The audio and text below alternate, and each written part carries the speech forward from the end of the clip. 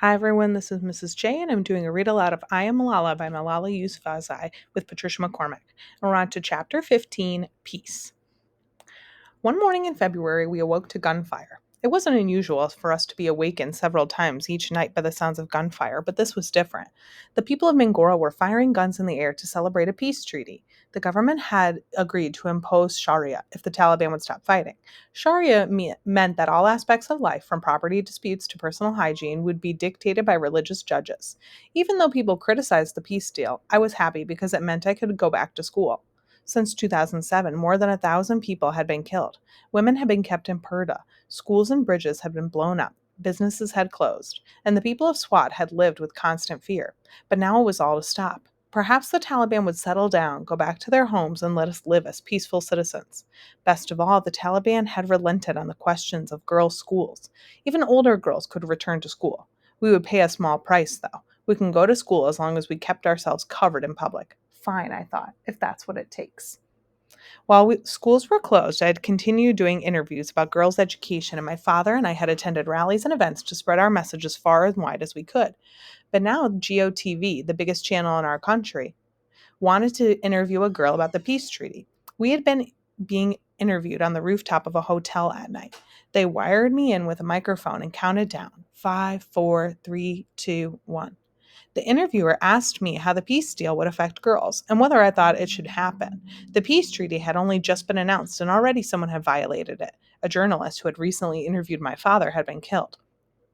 I was disappointed in the treaty already, and I said so. We are really sad the situation is getting worse. We were expecting peace and to go back to school. The future of our country can never be bright if we don't educate the young generation. The government should take action and help us. But I wasn't done. I added, I'm not afraid of anyone. I will get my education, even if I have to sit on the floor to continue it. I have to continue my education, and I will do it. How had I become so bold, I wondered. Well, Malala, I told myself, you're not doing anything wrong. You're speaking for peace, for your rights, for rights of girls. That's not wrong. That's your duty. After the interview, a friend of my father's asked him, how old is Malala? When my father told him I was 11, he was shocked. She is Paka Jenai, he said, wise beyond her years. Then he asked, how did she get that way? My father said, circumstances have made her so. But we were badly deceived. After the imposition of Sharia, the Taliban became even bolder. Now they openly patrolled the streets of Bangora with guns and sticks as if they were the army. They killed policemen and dumped their bodies on the side of the road. They beat a shopkeeper because he allowed women to shop for lipstick unaccompanied, and they threatened women at the bazaar, including my mother. One day when my mother went to the market to buy a gift for my cousin's wedding, a big burly Talib accosted her and blocked her way. I could beat you, for leaving your home without the proper burqa, he said. Do you understand? My mother was angry and frightened. He meant a shuttlecock burqa, which covers the whole face, with only a mesh grill to see through. She wears a fashion burqa, and didn't even own the other kind. Yes, okay, she said. I will wear this in the future. She had never told a lie before, but then again, she had never been confronted at the market by a man with a machine gun before. Good, said the man. Next time I will not be so nice to you. Soon we learned that even a burqa was no protection against the whims of the Taliban. One day I came home to find my father and his friends watching a video on his phone. I leaned in to see what the fuss was about. In the video, a teenage girl wearing a black burqa and red trousers was lying face down on the ground being flogged in broad daylight by a bearded man in a black turban. Please stop it, she begged in between screams and whimpers as each blow was delivered. In the name of Allah, I am dying. You could hear the Talib shouting, hold her down, hold her hands down. At one point during the flogging, her burqa slipped to reveal her trousers. The beating stopped for a moment so the men could cover her up again, and then they went back to beating her. A crowd had gathered, but did nothing. One of the girl's relatives even volunteered to help hold her down. By the time it was over, she had been struck 34 times.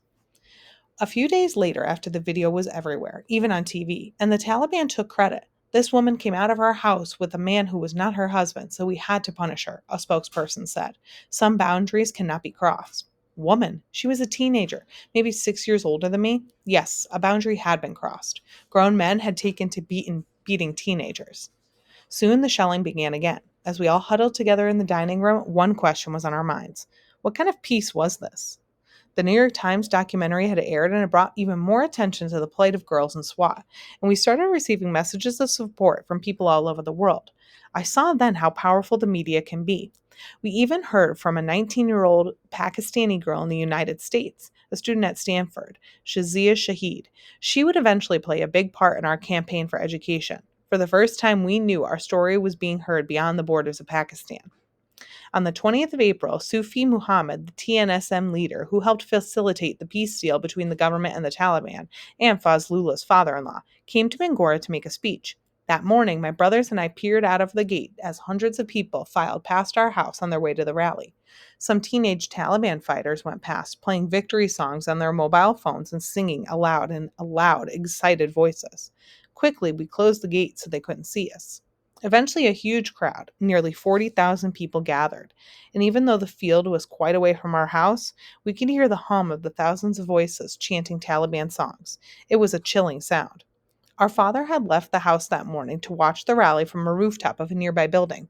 When he came home that evening, he looked as if he had aged 100 years. The speech was a disappointment. We had thought Sufi Muhammad would tell his followers to put down their weapons, but instead he called democracy un-Islamic and encouraged them to keep fighting. It's not enough that they've had their way in SWAT, my father said.